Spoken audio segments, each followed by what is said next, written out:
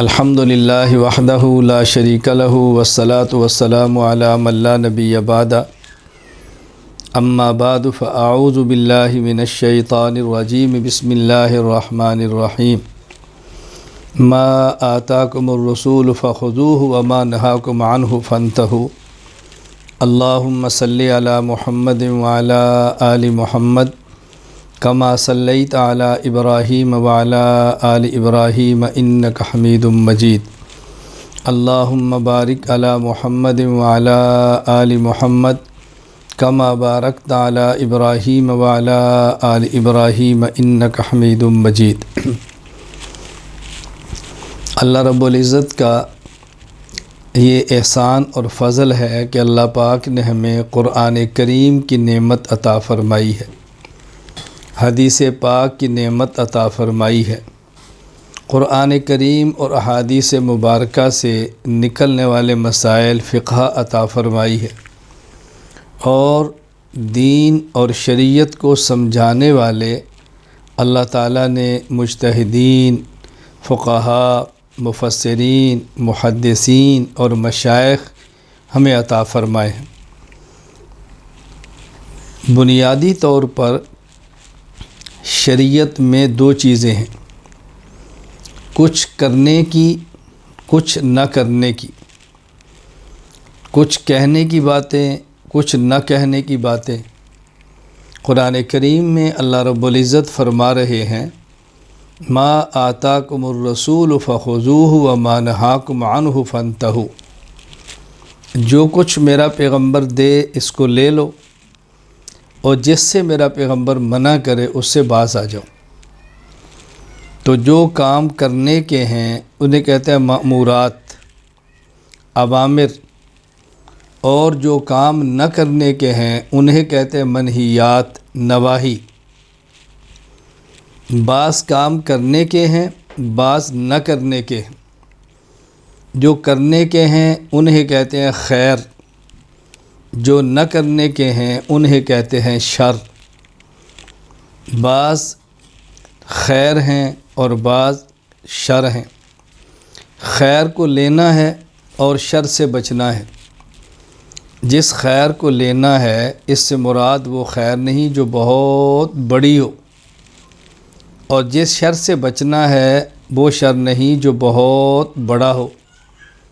خیر چھوٹے سے چھوٹی بھی ہو اس کو حاصل کرنا ہے، اور شر چھوٹے سے چھوٹا بھی ہو اس شر سے بچنا ہے۔ قرآن کریم میں اللہ رب العزت فرماتے ہیں فَمَن يَعْمَلْ مِثْقَالَ ذَرَّةٍ خَيْرًا يَرَهُ وَمَن يَعْمَلْ مِثْقَالَ ذَرَّةٍ شَرًّا يَرَهُ۔ چھوٹے سے چھوٹا نیک عمل، چھوٹے سے چھوٹی خیر، چھوٹی سے چھوٹی نیکی، اس کا اجر بھی اللہ عطا فرمائیں گے۔ چھوٹے سے چھوٹا گناہ، چھوٹے سے چھوٹی بدی، چھوٹے سے چھوٹا برا عمل، اس کی سزا بھی ہوگی۔ بسا اوقات دیکھنے میں بعض اعمال بہت چھوٹے لگتے ہیں لیکن بہت بڑے اعمال کی بنیاد ہوتے ہیں، اور بسا اوقات بعض شر دیکھنے میں بہت چھوٹے لگتے ہیں اور بہت بڑے شر کی بنیاد ہوتے ہیں۔ یہ بات اچھی طرح ذہن نشین فرما لیں۔ اس لیے کسی بھی خیر کو معمولی سمجھ کر اس کو چھوڑ نہیں دینا، اور کسی بھی شر کو معمولی شر سمجھ کر اس کو اختیار نہیں کرنا، اس سے نہ بچنے کا اہتمام نہیں کرنا بلکہ بچنے کا اہتمام کرنا ہے۔ اس بات کو اچھی طرح ذہن نشین فرما لیں۔ اللہ تعالیٰ نے موت کے بعد ایک زندگی ہے قبر کی، برزخ کی، موت کے بعد حشر تک کی، اس میں بھی خیر پر ثواب اور شر پر عذاب رکھا ہے، لیکن یہاں خیر اور شر کے بارے میں حساب کتاب اجمال کا ہے تو ثواب اور عذاب بھی اجمال کا ہے۔ مستقل یہ عنوان ہے قبر کا ثواب اور عذاب سمجھایا جائے، قبر کا معنی سمجھایا جائے، برزخ کا معنی بیان کیا جائے تاکہ الجھنیں ختم ہوں۔ انشاءاللہ العزیز شوال سے ہم التخصص فی العقائد الاسلامیہ شروع کر رہے ہیں علماء کرام کے لیے، اس میں یہ ابحاث بڑی تفصیل سے آئیں گی۔ تو موت کے بعد حشر تک بھی ٹھکانے ہیں دو، اور پھر حشر کے بعد مستقل اور دائمی ٹھکانے دو ہیں، جنت اور جہنم۔ اہل خیر کے لیے جنت اور اہل شر کے لیے جہنم۔ یہ ہم نے فیصلہ کرنا ہے کہ موت کے بعد ہمیں کون سی جگہ چاہیے۔ جنت چاہیے تو اہل خیر میں شامل ہوں، خیر کو حاصل کریں اور خیر کو پھیلائیں۔ جہنم چاہیے والعیاذ باللہ تو پھر اہل شر ہیں، اس کے لیے بھی افراد موجود ہیں، شر لیتے ہیں، شر پھیلاتے ہیں۔ اللہ تعالی ہمیں خیر حاصل کر کے خیر پھیلانے والوں میں بنائے اور شر سے بچنے والوں سے بنائے، شر سے بچانے والوں سے بچائے۔ تو خیر اور شر، باطل یہ شر ہے، حق یہ خیر ہے۔ اچھی طرح بات سمجھیں، حق یہ خیر ہے اور شر باطل یہ شر ہے۔ توحید یہ خیر ہے، شرک باطل ہے، شر ہے۔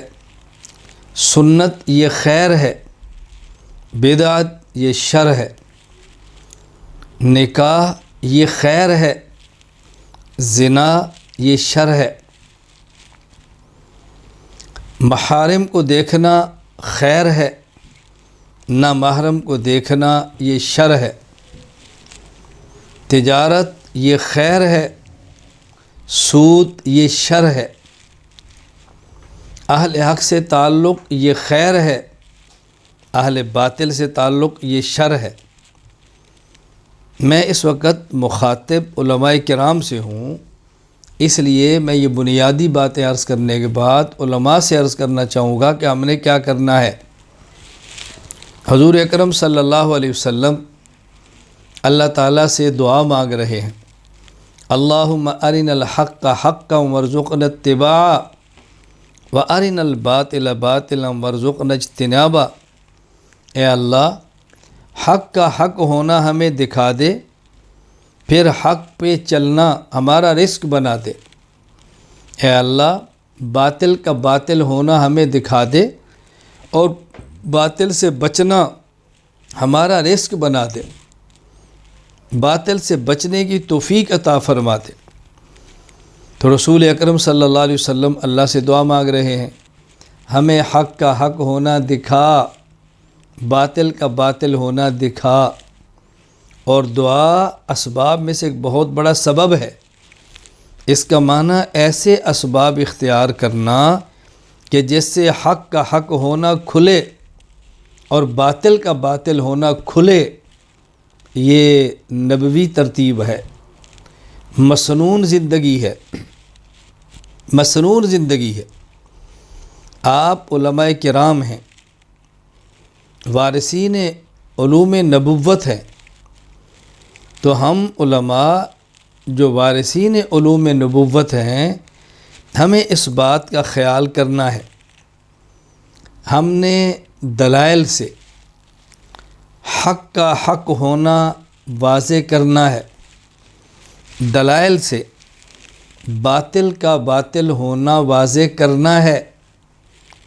یہ مسنون زندگی ہے، یہ نبوی ترتیب ہے، یہ شرعی مسئلہ ہے، غیر شرعی امور نہیں۔ اس کو بہت اچھی طرح سمجھیں۔ ہم نے جس طرح یہ بتانا ہے کہ توحید اختیار کرو، تو یہ بتانا ہے کہ شرک سے بچو۔ جہاں یہ بتانا ہے سنت کی اتباع کرو، وہاں بتانا ہے بدعت سے بچو۔ جہاں بتانا ہے نکاح کرو، وہاں بتانا ہے زنا سے بچو۔ جہاں بتانا ہے کہ ماں، بیٹی، بہن عزت کرو، اہلیہ کی عزت کرو، وہاں بتانا ہے کہ نامحرم سے بچو، نامحرم سے دور رہو۔ جہاں یہ بتانا ہے حلال کھاؤ، وہاں بتانا ہے حرام سے بچو۔ جہاں بتانا ہے پاک کیا ہے، وہاں بتانا ہے ناپاک کیا ہے۔ جہاں بتانا ہے غسل کیسے ہے، وہاں بتانا ہے غسل ٹوٹتا کیسے ہے۔ جہاں بتانا ہے وضو کیسے ہے، وہاں بتانا ہے نواقض وضو کیا ہیں۔ یہ امت کو سمجھانا ہے علماء کرام نے۔ جہاں صحیح عقیدہ بیان کرنا ہے، وہاں باطل سے بچانا ہے۔ جہاں مسجد کی طرف جانے کی رہنمائی کرنی ہے، وہاں سینما اور گناہ کی جگہوں سے بچنے کی ترغیب بھی دینی ہے۔ یہ علماء کرام کے ذمے ہے۔ یہ جو ہم نے ایک ترتیب بنا رکھی ہے اور یہ جو ہم نے بات سمجھا رکھی ہے، یہ ہم نے خود سمجھ رکھی اور ذہن بنا رکھا ہے کیا کہ دیکھو اندھیرے کو ڈنڈے سے نہیں بھگاتے، بس روشنی جلاتے ہیں اندھیرا چلا جاتا ہے، روشنی جلاتے ہیں اندھیرا چلا جاتا ہے۔ بھائی بات سمجھو، قرآن کہتا ہے جاء الحق وزهق الباطل۔ آپ روشنی جلاؤ گے تو اندھیرا جائے گا نا۔ روشنی صرف اعمال کا نام نہیں، روشنی صرف اخلاق کا نام نہیں، روشنی صرف حسن معاشرت کا نام نہیں، روشنی صرف حسن معاملہ کا نام نہیں، روشنی صحیح عقیدے کا نام بھی ہے، بلکہ بنیاد صحیح عقیدہ ہے۔ آپ صحیح عقیدہ لاؤ، باطل عقیدہ کھسک جائے گا، حق آئے گا تو باطل جائے گا۔ تو ہم کہتے ہیں باطل کی تردید نہ کرو۔ بھائی باطل کی تردید، حق بیان کریں گے تو باطل کی تردید ہوگی، جب حق ہی بیان نہیں کریں گے تو باطل کی تردید کیسی ہوگی؟ آپ لالٹین جلائیں، آپ ٹیوب لائٹ آن کریں، آپ ماچس کی تیلی جلائیں، بہت اچھی بات ہے، لیکن حق ہو تو پھر ہے نا۔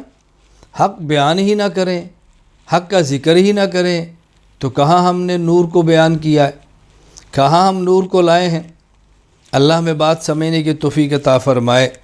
یہ جو بات ہم نے سمجھ رکھی ہے کہ اپنا مسلک چھوڑو نہیں، دوسرے کے مسلک کو چھیڑو نہیں، بات تو ٹھیک ہے، لیکن اپنے مسلک کو بیان تو کرو نا۔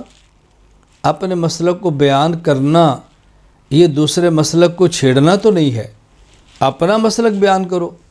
رمضان آ رہا ہے تراویح 20 بیان کرو، رمضان آ رہا ہے وتر 3 بیان کرو، رمضان آ رہا ہے تہجد 8 بیان کرو، رمضان آ رہا ہے سحری تاخیر اور افطاری جلدی بیان کرو۔ اپنا مسلک تو بیان کرو نا۔ تو اپنا مسلک چھوڑو نہیں کا معنی یہ تو نہیں کہ اپنا مسلک بیان نہ کرو۔ جب آپ بیان نہیں کرو گے تو آپ نے اپنا مسلک تو چھوڑ دیا نا۔ یہ بات ذہن نشین فرمائیں۔ اہل علم اور علوم نبوت کے ورثاء پر ضروری ہے کہ یہ کام کریں۔ اس لیے ہم نے حق کو سمجھنا ہے اور سمجھانا ہے، باطل کو سمجھنا ہے، اس سے بچنا ہے اور امت کو باطل سے بچانا ہے۔ رسول اکرم صلی اللہ علیہ وسلم نے یہ مزاج دیا ہے صحابہ کرام رضی اللہ عنہم اجمعین کو، اور یہ بطور خاص حذیفی مزاج ہے۔ حضرت حذیفہ بن یمان رضی اللہ عنہ فتنوں کے بارے میں اتنے باخبر تھے جس کا کوئی اندازہ نہیں ہے، اور خود حضرت حذیفہ بن یمان رضی اللہ تعالیٰ عنہ فرماتے ہیں ان الناس کان الناس یسألون رسول اللہ صلی اللہ علیہ وسلم عن الشر، کان الناس یسألون رسول اللہ صلی اللہ علیہ وسلم عن الخیر۔ پہلے مجھ سے غلطی سے غلط بات پڑھی گئی، کان الناس یسألون رسول اللہ صلی اللہ علیہ وسلم عن الخیر وکنت اسألہ عن الشر۔ عام صحابہ کرام رضی اللہ عنہم اجمعین خیر کی بات پوچھتے اور میں رسول اکرم صلی اللہ علیہ وسلم سے شر کے بارے میں پوچھتا۔ اب نبی پاک صلی اللہ علیہ وسلم سے صحابہ خیر کی بات پوچھتے تاکہ پھیلائیں، اور حضرت شر کی بات پوچھتے تاکہ امت کو شر سے بچائیں۔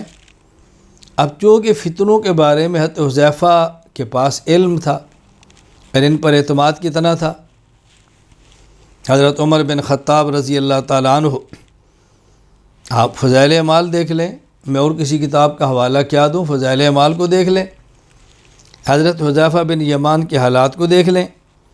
مدینہ منورہ میں جب کوئی جنازہ آتا، حضرت عمر رضی اللہ عنہ پوچھتے حذیفہ مدینہ میں ہیں؟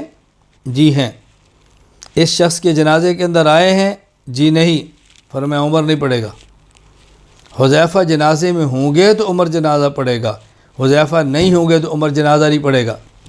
کیوں؟ حضرت عمر سمجھتے تھے کہ حضرت حذیفہ رضی اللہ عنہ نے رسول اکرم صلی اللہ علیہ وسلم سے پوچھا ہے منافق کون ہے، اللہ کے نبی نے ان کو بتایا ہے۔ حذیفہ کا شریک نہ ہونا اس بات کی دلیل ہے کہ یہ منافق ہوگا، تو عمر منافق کا جنازہ کیسے پڑھے گا؟ حضرت عمر رضی اللہ تعالیٰ عنہ اتنا اعتماد فرماتے تھے۔ اس سے دو باتیں سمجھ آئیں۔ میں ایک مجلس میں تھا اور میں بارہا کہتا ہوں بھائی تبلیغ ہمارا کام ہے، تبلیغ ہمارا کام ہے، تبلیغ ہمارا کام ہے۔ میں تبلیغ کو سپورٹ بھی کرتا ہوں، اہل تبلیغ پر شبہات کے جواب بھی دیتا ہوں، اور ساتھ کروں کام ہے ہمارا، لیکن جہاں کچھ بات غلط معروف ہے اس کی اصلاح بھی کرتا ہوں، کوشش بھی کرتا ہوں، پیار محبت سے سمجھاتا بھی ہوں۔ تو میں نے چند دوست بیٹھے تھے، میں نے کہا کہ دیکھو ہر کسی کا جنازہ نہیں پڑھنا، اگر ہر کسی کا پڑھنا ہوتا تو حضرت شیخ الحدیث مولانا زکریا رحمۃ اللہ علیہ حضرت حذیفہ کا یہ واقعہ کیوں لاتے، حضرت عمر کے یہ معاملات کیوں بتاتے؟ یہ اس لیے نہیں بتایا کہ ہر کسی کا پڑھنا ہے، یہ اس لیے بتایا ہے کہ ہر کسی کا نہیں پڑھنا، یہ دیکھنا ہے کس کا جنازہ پڑھنا ہے کس کا نہیں پڑھنا۔ خود رسول اکرم صلی اللہ علیہ وسلم کی موجودگی میں ایک جنازہ آیا، آپ نے فرمایا کہ اس شخص کا میں جنازہ نہیں پڑھوں گا۔ کیوں؟ اس لیے کہ اس کے دل میں عثمان کا بغض ہے۔ تو کسی شخص کے دل میں صحابی کا بغض ہو تو رسول اللہ صلی اللہ علیہ وسلم جنازہ پڑھنے کے لیے تیار نہیں، حضرت عمر ہر کسی کا کیسے پڑھ سکتے ہیں؟ پھر میں اور آپ کون ہوتے ہیں ہر کسی کا جنازہ پڑھنے والے؟ یہ بات سمجھنے کی ہم کوشش کریں، شریعت کو سمجھنا بہت ضروری ہے۔ یہاں درمیان میں ایک بات آ گئی تو میں عرض کر دوں، یہ جو ہمارا ایک معروف ہے کہ رسول اکرم صلی اللہ علیہ وسلم کسی کے لیے بد دعا نہیں فرماتے تھے، آپ ہمیشہ دعا ہی فرماتے۔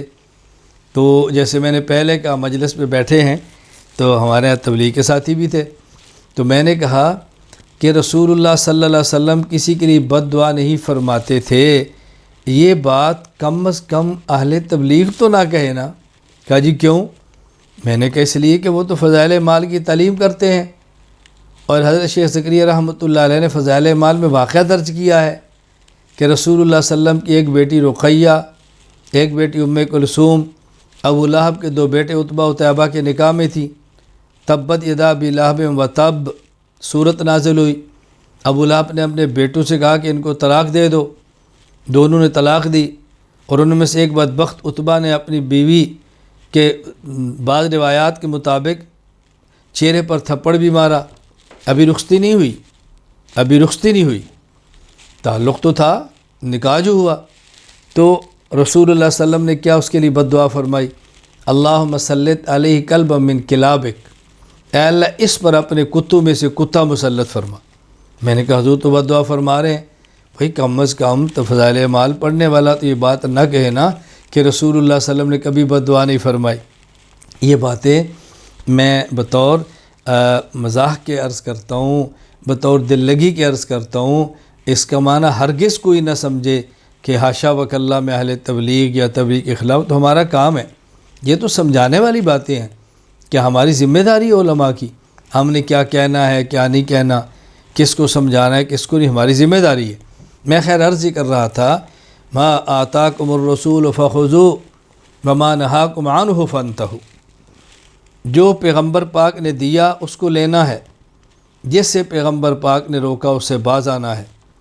تو اوامر کو لینا ہے نواہی سے بچنا ہے، مامورات کو اختیار کرنا ہے، منہیات سے اجتناب کرنا ہے، خیر کو لینا ہے، شر سے دور رہنا ہے، حق کو لینا ہے، باطل سے بچنا ہے، امت کو حق بتانا ہے اور امت کو باطل سے بچانا ہے۔ یہ اہل علم علماء کی ذمہ داری ہے، یہ اہل علم علماء کی ذمہ داری ہے، یہ اہل علم علماء کی ذمہ داری ہے۔ عقائد، اعمال، اخلاق، معاشرات، معاملات، یہ سب چیزیں ہماری ذمہ داری ہیں۔ ہم نے پورے دین کو بیان کرنا ہے، پورے دین کو امت کے سامنے لانا ہے۔ اور آپ چونکہ اہل علم ہیں، میری گفتگو آپ سے ہے، میں سمجھتا ہوں وارثین نبوت ہے، تو علماء کی ذمہ داری ہے کہ اور لوگ بھی نیک اعمال کریں، لیکن ہم علماء اوروں سے زیادہ کریں، اور لوگ بھی عقائد کو ٹھیکیں، لیکن ہمارے عقائد بنسبت عوام کے زیادہ مضبوط ہونے چاہیے۔ یہ بات اچھی طرح ذہن نشین فرمائیں۔ دیکھیں، اگر مسجد میں ایک امام ہے اور اس امام کے ساتھ 500 مقتدی ہیں اور امام کا عقیدہ ٹھیک ہے، امام کا عقیدہ ٹھیک ہے، تو مقتدی کی نماز ہوگی۔ اور خدا نخواستہ اگر امام صحیح العقیدہ نہیں ہے اور 500 مقتدی صحیح العقیدہ ہیں، تو امام کے عقیدے کے فساد کی وجہ سے مقتدیوں میں سے کسی کی بھی نماز نہیں ہوگی۔ تو مقتدی کی نماز تو امام کی نماز پر ہے، امام کی نماز ہوگی تو مقتدی کی نماز ہوگی، امام کی نہیں ہوگی تو مقتدی کی کیسی ہوگی؟ پھر بھائی دیکھو، امام تو انجن ہے، مقتدی تو ڈبے کی طرح ہے۔ اگر ڈبوں کو صحیح طرح چلانا ہے، صحیح طرح کھینچنا ہے، تو آپ بتائیں کہ انجن کا ٹھیک ہونا کتنا ضروری ہے، انجن کا فل پاور ہونا کتنا ضروری ہے، انجن کی گریس کتنی ضروری ہے، اور انجن کی صفائی کتنی ضروری ہے۔ میں اس لیے گزارش کرتا ہوں کہ علماء کے عقائد مضبوط ہونا بہت ضروری ہے، علماء کا اعمال میں پختہ ہونا بہت ضروری ہے، علماء کا اچھی اخلاق کا مالک ہونا بہت ضروری ہے۔ اللہ ہمیں یہ باتیں سمجھنے کی توفیق عطا فرمائے۔ تو میں اس کے لیے آپ حضرات کی خدمت کرنے کے لیے ہمہ وقت تیار ہوں، دن ہو یا رات، صبح ہو یا شام، ہم آپ کی خدمت کے لیے بیٹھے ہیں۔ مجھے اللہ کی ذات سے امید ہے، میں کوئی دعویٰ تو نہیں کرتا، لیکن مجھے امید ہے کہ کوئی شخص آپ میں ایسا نہیں ہوگا کہ جس نے رابطہ کیا ہو اور اس کو جواب نہ ملا ہو۔ یہ تو ہو سکتا ہے کہ کسی کو سمجھا دیا گیا ہو، کسی کو ڈانٹ پڑ گئی ہو، محبت کی سمجھانے کے انداز میں بھی آپ ان چیزوں کا خیال کرو، یہ بہت ضروری ہے۔ ابھی کچھ وقت قبل ایک عالم ہی تھے، مجھ سے بیعت ہیں، ہندوستان سے ہیں، ان کا مجھے میسج آیا، چونکہ گزشتہ کل فضائل اعمال کے حوالے سے میرا بیان نشر ہوا، تو کہا جی حضرت شیخ زکریا رحمۃ اللہ علیہ کے حوالے سے یہ غیر مقلدین اعتراض کرتے ہیں کہ انہوں نے اس وقت فضائل اعمال لکھی جب ان کا دماغی توازن ٹھیک نہیں تھا۔ تو میں نے ڈانٹ کر ان کو کہا کہ میں اس کا جواب بھی دے چکا ہوں، ویڈیو ریکارڈ بھی کرا چکا ہوں، فضائل اعمال اعتراضات کے علمی جائزہ اس کو چھاپ بھی چکا ہوں۔ اب میں اس کا کیا کروں کہ آپ ہمارے بیان نہیں سنتے، کتب کا مطالعہ نہیں فرماتے، کلپس نہیں دیکھتے، فائلیں نہیں منگواتے، اور جب کوئی اعتراض آتا ہے تو پھر آپ رابطہ کرتے ہیں۔ میں نے کہا بیٹا میں بات کیسے آپ کو سمجھاؤں، ذرا اس کا خیال کرو۔ ابھی ہم نے دورہ تحقیق المسائل آن لائن شروع کرایا، بہت سارے احباب شریک تھے، بہت سارے احباب شریک نہیں تھے۔ اب جو شریک نہیں ہیں ان کے سوالات آ جاتے ہیں، کبھی تراویح پر، کبھی وطر پر، کبھی روزے پر، کبھی کسی مسئلے پر۔ میں نے کہا آپ یہ کام کیوں نہیں کرتے؟ اب یہ شخص مجھے ان کا میسج آیا کہ استاد یہ فرمائیں کہ رمضان المبارک میں لوگ بہت پوچھتے ہیں مسئلہ، تو میں نے چاہا کہ آپ سے پوچھ لوں، انجیکشن سے روزہ ٹوٹتا ہے، ڈرپ لگانے سے ٹوٹتا ہے، فلاں سے روزہ ٹوٹتا ہے۔ میں نے واپسی صرف اتنا میسج کیا کہ آپ نے دورہ تحقیق المسائل کیا ہے؟ کوئی جواب نہیں آیا۔ رمضان کورس میں شرکت کی ہے؟ کوئی جواب نہیں آیا۔ میں نے کہا اسی کے لیے تو ہم نے تحقیق المسائل آن لائن کورس دورہ کرایا تھا، اسی لیے تو ہم نے رمضان کورس شروع کرایا ہے۔ اس وقت آپ کا ذہن ہوتا ہے کہ یہ معمول کے مسئلے ہے، کیا فائدہ، اور بعد میں آپ کو پریشانی ہے، پھر آپ ہی پوچھنا شروع کرتے ہیں۔ میں خیر عرض کر رہا ہوں، ہم نے علماء کرام کے لیے خصوصاً تقریباً اکثر اہم عنوانات پر فائلیں تیار کر دی ہیں، ویڈیوز ریکارڈ کر دی ہیں، کلپس بنا دیے ہیں، ایک تربیت کا تعلیم کا نظام بنا دیا ہے۔ آپ حضرات اس میں جڑیں، اس میں شریک ہوں، استفادہ فرمائیں اور آگے بڑھیں اور ہمت کریں اور کام کریں۔ انشاءاللہ العزیز ہم آپ کے ساتھ ہیں۔ میرا مقصود کوئی بہت لمبا بیان کرنا نہیں، میرا مقصود پاؤں پہ کھڑا کرنا ہے اور یہ بتانا ہے کہ ہم آپ کی پشت پہ ہیں، ہم آپ کے ساتھ ہیں، گھبرائے مت، کام کریں۔ ہوتا کیا ہے، میں ایک واقعہ عرض کرتا ہوں۔ ایک عالم تھے، عمر میں مجھ سے چھوٹے تھے، جدہ میں مجھ سے ملاقات ہوئی تو مجھے وہ کہنے لگے کہ مولانا صاحب ہم کام کرنا چاہتے ہیں لیکن ہمارے بڑے ہمارے سر پہ ہاتھ نہیں رکھتے۔ میں نے ان سے پوچھا کہ میں آپ سے بڑا ہوں یا آپ سے چھوٹا؟ مجھے کہا جی نہیں آپ تو ہمارے بڑے ہیں۔ تو میں نے ان کے کندھے پر ہاتھ رکھ دیا، میں نے کہا لو میں نے آپ کندھے پر ہاتھ رکھا ہے، آپ کام کریں۔ خاموش۔ میں نے کہا بیٹا مسئلہ کیا ہے؟ جو آپ کے کندھے پر ہاتھ رکھ دے آپ اس کو بڑا نہیں سمجھتے، اور جس کو آپ بڑا سمجھتے ہیں وہ آپ کے کندھے پہ ہاتھ نہیں رکھتا۔ اب مجھے بتائیں اس کا میرے پاس کیا علاج ہے؟ میں ایک مرتبہ مدینہ منورہ میں تھا، مسجد نبی سے باہر نکلا، اچانک 3-4 طلبہ مجھے مل گئے اور ان کا غالباً ہندوستان سے تعلق تھا، وہاں جامعہ میں پڑھتے تھے۔ سلام کیا، حال وال پوچھا تو مجھے فرمانے لگے کہ مولانا صاحب ہمارے یہاں بہت سارے مشائخ آتے ہیں، اکابر تشریف لاتے ہیں، ہم رابطہ کرتے ہیں، رابطہ نہیں ہوتا، ملاقات کرتے ہیں، ملاقات نہیں ہوتی۔ میں نے کہا بھی میں کسی اور کی بات تو نہیں کرتا، مجھ سے آپ نے ملنا چاہا تو ملاقات ہو گئی، نمبر چاہیے تو آپ لے لیں، کوئی بات پوچھنی ہے تو فرمائیں۔ کیا جی جزاک اللہ، بہت اچھا، نمبر لیا۔ وہ دن اور یہ دن غائب۔ کیوں؟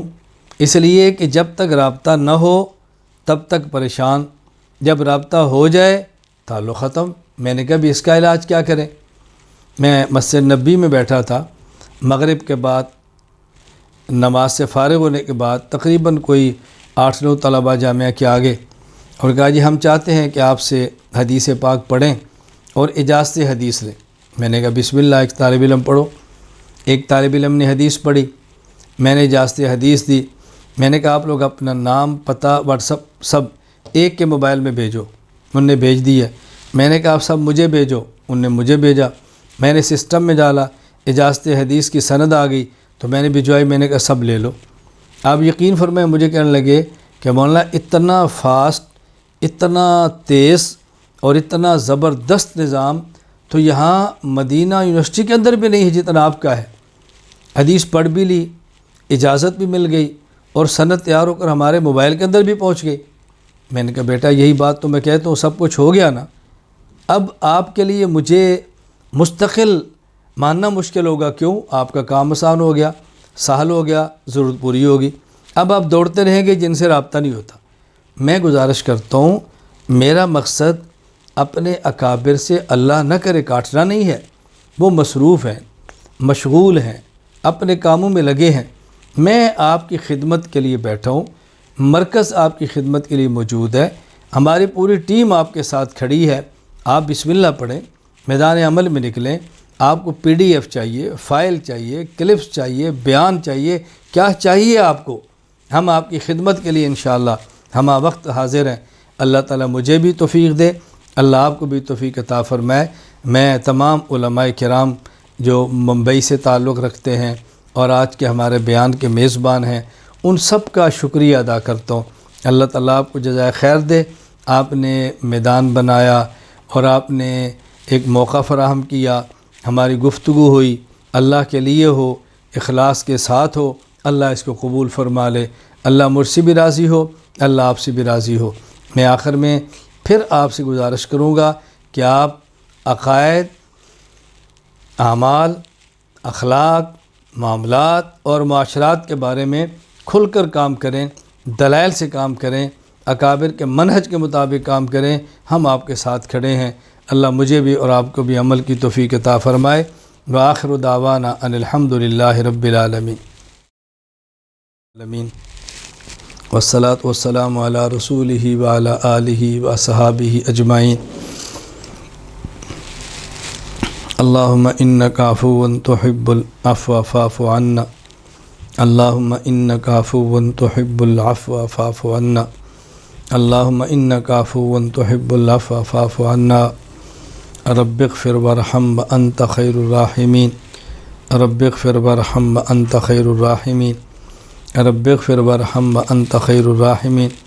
اللهم إنا نسألك العفو والعافية والمعافاة في الدنيا والآخرة. اللهم إنا نسألك العفو والعافية والمعافاة في الدنيا والآخرة. اللهم إنا نسألك العفو والعافية والمعافاة في الدنيا والآخرة. اے اللہ کریم ہماری اس گفتگو کو قبول فرما. اے اللہ کریم جو حضرات شریک ہیں ان کو بھی قبول فرما. یا اللہ یا کریم جو ہمارے میزبان ہیں ان کو بھی قبول فرما. یا اللہ یا کریم جو بات کو سن رہے ہیں سب کو عمل کی توفیق عطا فرما. یا اللہ یا کریم ہم سب کو اپنے دین کی مقبول خدمت کے لیے قبول فرما. یا اللہ یا کریم ہماری کوتاہیوں سے درگزر فرما. ہماری خطاؤں کو معاف فرما. اے اللہ اے اللہ اے اللہ ہماری خطاؤں کو معاف فرما. ہماری کوتاہیوں سے درگزر فرما. ہمارے ظاہر اور باطن کی اصلاح فرما. اے اللہ روحانی اور جسمانی بیماریوں سے محفوظ فرما. جو روحانی جسمانی بیماریاں لگی ہیں اے اللہ کریم ان تمام بیماریوں سے ہمیں صحت کاملہ عطا فرما. اے اللہ شفا عطا فرما. یا اللہ اپنا خاص فضل فرما. اے اللہ اپنا کرم فرما. اے اللہ اپنا کرم فرما. اے اللہ ہمارے عیوب پر اپنی ستاری کی چادر کو ڈال دے. یا اللہ ہماری کمزوریوں پر ستاری کی چادر کو ڈال دے. اے اللہ ہماری کمزوریوں کو اے اللہ ہمارے عیوب کو خوبیوں سے تبدیل فرما دے. ہمارے گناہوں کو نیکیوں سے تبدیل فرما دے. یا اللہ یا اللہ یا اللہ اپنے کرم سے علم کی نعمت عطا فرما کے ہماری جہالت کو ختم فرما دے. اللہ جہالت کو ختم فرما دے. جہالت کو ختم فرما دے.